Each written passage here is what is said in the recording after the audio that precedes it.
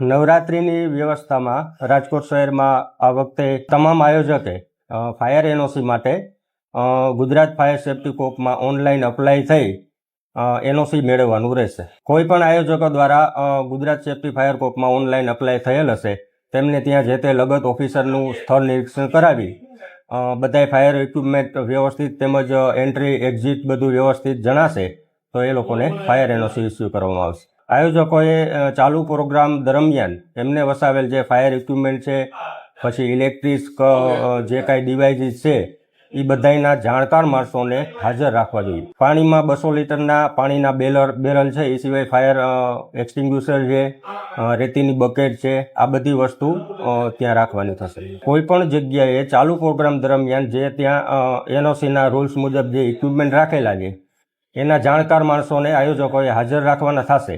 એ સિવાય fire કંટ્રોલનો contact કરી શકે એવા પર્સનને હાજર રાખવા.